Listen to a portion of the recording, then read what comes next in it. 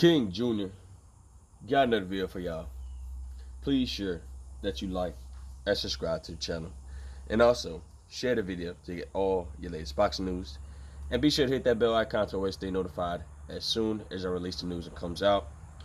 With that being said, guys, Oscar De La Hoya recently, been chattering around the YouTube streets. And he's basically saying that Ryan Garcia is the A side for sure. And I have to disagree. First of all, Ryan Garcia is not the A side. He doesn't do numbers. Ryan Garcia has never fought on pay-per-view. Ryan Garcia has not sold out in his hometown in his last fight against Javier Fortuna.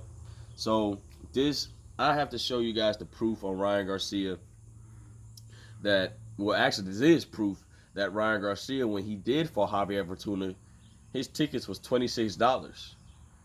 And that's how you know that Ryan Garcia can't sell. Your tickets wouldn't be $26. And you got Gervonta Tank Davis selling pay-per-views for what? $69.99, $7.99, $77.99, whatever the case may be. And he's packing out arenas anywhere he goes. So there is no A side. There is no 50-50 split. If Gervonta Tank Davis really wanted to lowball Ryan Garcia, he can do 70-30. Because the numbers are there to prove that Gervonta Tank Davis is the bigger star. Now, I think that maybe 60-40 is reasonable and stuff like that, but it ain't no 50-50 split. But we know that Oscar De La Hoya pulled the same scenario with Floyd Mayweather. Maybe Oscar De La Hoya sees something that maybe he wants to be the guy, just let's split it all down the middle. But you didn't split it all down the middle with Floyd Mayweather, because you know why? You was the superstar.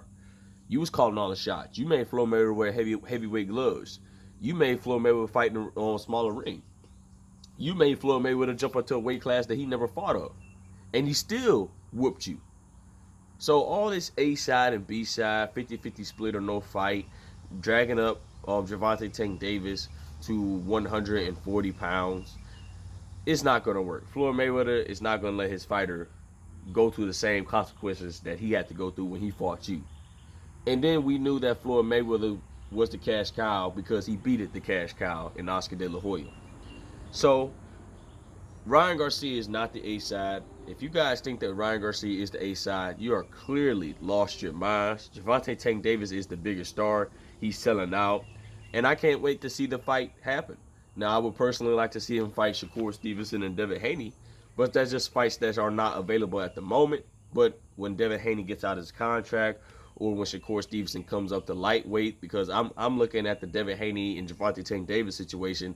I don't think Devin Haney's going to be able to make 135 no time longer, but I think he can make the weight. It's just the fact that Devin Haney is just growing out of that weight class. So maybe the fight between Gervonta Tank Davis and Devin Haney could be at 140.